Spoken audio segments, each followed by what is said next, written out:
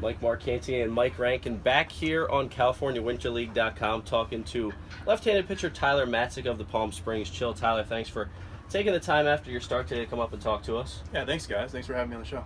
So, first thing I want to ask how you felt out there. Going 3 innings, the most you've pitched so far in this California Winter League. So, how'd you feel out there on the bump?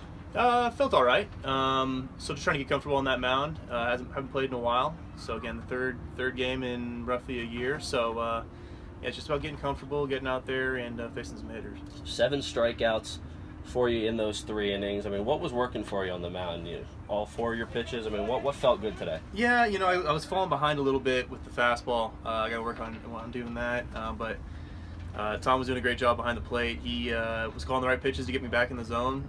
Slider was really the pitch that was getting me back. The curveball was doing its job too, and helping me throw strikes with that. So yeah. So for me, just watching you from here, it looked like that breaking pitch was working very well for you, especially with that command of that cutter slider type action. Is there any specific pitch that you're trying to work on right now throughout this California Winter League? For me, it's just filling up the zone, man. It's throwing the fastball in the zone as often as possible, and so I've been trying to be fastball heavy.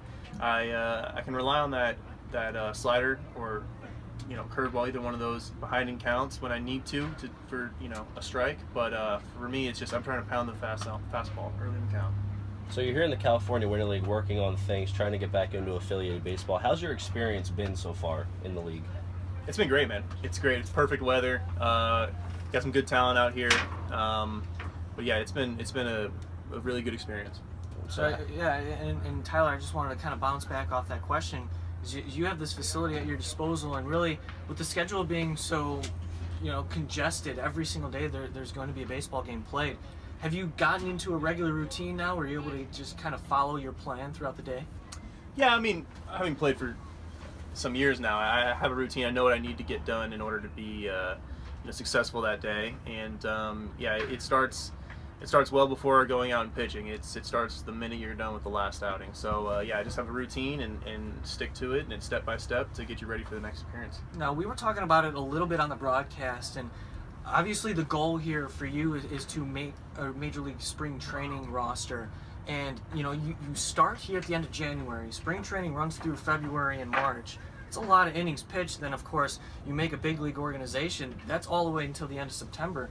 Are you preparing your body for this grind of an entire year of baseball, pretty much? Yeah, I kind of expected, that was the mindset I had. I'm looking at this as like a spring training before spring training. So right now, if I wasn't here, I'd be getting ready for a big league camp, and I'd be throwing as often as I am now, just not to hitters. So, I didn't start throwing pens to get super early, to get ready for this. It was more like 2 or 3 weeks beforehand, because I knew that there are going to be a lot of innings to come throughout this whole entire year. Let's just look at this more as like a bullpen with a hitter in there, as opposed to actual competitive games. Obviously, the competitive juices flow, and you start getting real competitive, and you want to win. But yeah, it's been, it's a great place because I can control how many innings I'm facing too. It's pretty lenient. It's more like a spring training atmosphere, so it's been good. So we talk so often about with pitchers their pre-start or their pre-appearance routine. What do you do after starts? I mean, there's always the ice and then the next day. I mean, what are you doing the next day, even just a couple hours after you throw? So I'll do some physical therapy stuff.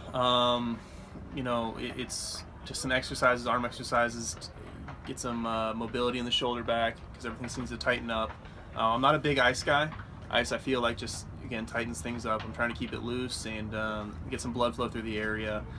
So if it's manual massage or exercises, just get it moving, get the blood flow moving. That's the biggest thing for me. That's right afterwards, and then I'll think back or go look at some film and see if there's anything I need to adjust, and then following day I'll play catch, and that's the best time to get some adjustments done. It doesn't always have to be on a mound, or it doesn't always have to be up a mound. It can just be in catch, just feel an extension out front, or firm landing leg, something like that. Because you're always looking to get better, and then you're ready for your next start right there. Whatever next appearance, next start, whatever it is.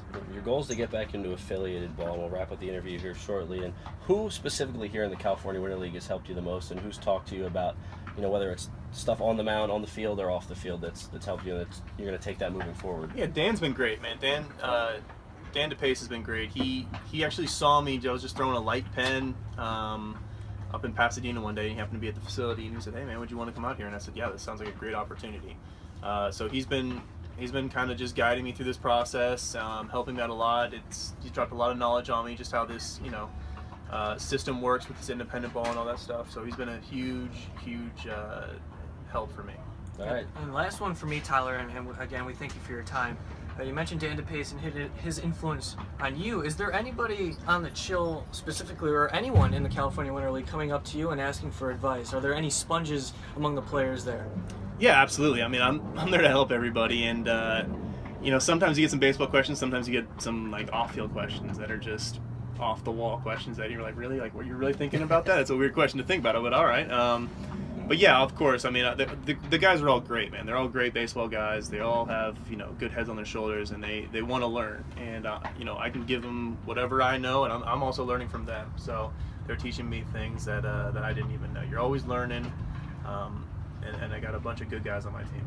Tyler Matzek. Yeah, well, Tyler, we appreciate you taking the time up here with the booth. Looking forward to seeing you pitch the rest of this California Winter League. We've enjoyed the time so far, and wish you nothing but the best moving forward. Yeah, thanks, guys. Thank you you very much. Appreciate that. Tyler Matzek, first-round pick of the Colorado Rockies a few years back here in the California Winter League, working on some things, and that'll do it here. Mike and Mike in the booth.